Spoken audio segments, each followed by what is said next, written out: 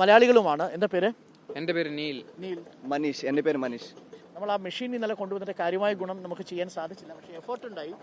4 metre മാത്രമാണ് അതിൻ്റെ ഒരു സെൻസിങ് കപ്പാസിറ്റി ഉള്ളത്. അതും ഐഡിയൽ കണ്ടീഷൻസിലാണ്. യൂണിഫോം സോയിൽ ആണെങ്കിൽ, ഡ്രൈ സോയിൽ ആണെങ്കിൽ, വെറ്റാണെങ്കിൽ ആ റിഫ്ലക്ട് ചെയ്ത് വരുന്ന സിഗ്നൽ വീണ്ടും കുറേ കൂടെ അബ്സോർവ് അതത്ര വരത്തില്ല, നമുക്ക് തിരിച്ചു വരത്തില്ല അത്ര.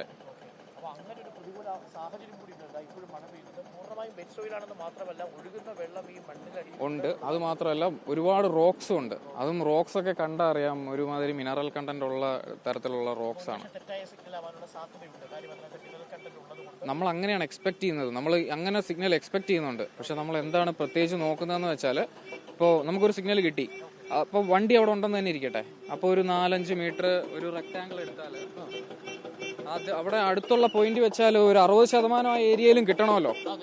അപ്പോൾ അതാണ് നമ്മൾ നോക്കുന്നത്. അങ്ങനെ നമ്മൾ അവിടെ ആദ്യത്തെ GPS ലൊക്കേഷൻ്റെ അടുത്ത് നോക്കി, അവിടെ കിട്ടിയില്ല. ഇവിടെ നമ്മൾ ഇപ്പുറത്തോട്ട് അതാ JCB കിടക്കുന്നുണ്ടോ, കുറച്ചുകൂടെ ബാക്കിലായിട്ട്, അതിന്റെ കുറച്ചുകൂടി പുറകിലാണ്. അവിടെയാണ് നമുക്ക് അവർ ചൂണ്ടിക്കാണിച്ചു തന്നത് ലാസ്റ്റ് ലൊക്കേഷൻ. അവിടെയാണ് നമ്മൾ ആദ്യം ചെയ്തത്. അത് വളരെ പ്രധാനപ്പെട്ട ഒരു കാര്യമാണ്. ആദ്യം ചൂണ്ടിക്കാണിച്ച GPS ലൊക്കേഷൻ ഇപ്പോൾ പ്രേക്ഷകർക്ക് കാണാം. ആ ദൃശ്യം കാണിക്കാം. ആ ചുവന്ന JCB ബാക്ക് സൈഡിലായിട്ട് പുറകിലായിട്ടാണ്. പക്ഷെ അവിടെ ചെറിയ മരമോ എന്തോ ഉണ്ടെന്ന് തോന്നുന്നു. അവരവിടെ ക്ലിയർ ചെയ്തു. അവിടെ ഒരു കല്ലുണ്ട്, ആ കല്ലിന്റെ മേളിൽ നിൽക്കുന്ന എന്തോ മരം എന്തോ ആണ്. അത് ചെറിയൊരു ഇതാണ്. അവിടെ ക്ലിയർ ആണ്. അവിടെ ക്ലിയർ ചെയ്തു. ക്ലിയർ ചെയ്തു.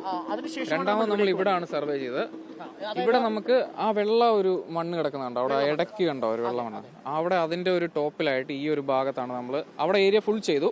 അതിൽ ഈ ഒരു വെള്ളം വരുന്ന ഈ ഭാഗത്തിന്റെ മേളിലായിട്ട് നമുക്കൊരു പ്രോബബിൾ ലൊക്കേഷൻ കിട്ടി, ഒരു ചാൻസ് ഉള്ള ലൊക്കേഷൻ കിട്ടി. 3-4 റീഡിങ്സ് കിട്ടി. അവിടെ ആണ് ആദ്യം നമ്മൾ മാന്താൻ തുടങ്ങിയത്.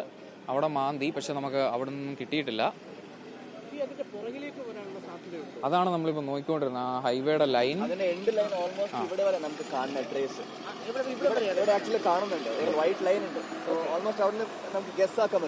എൻഡ് ലൈൻ എന്ന്. സോ അതിനപ്പുറത്തേക്ക്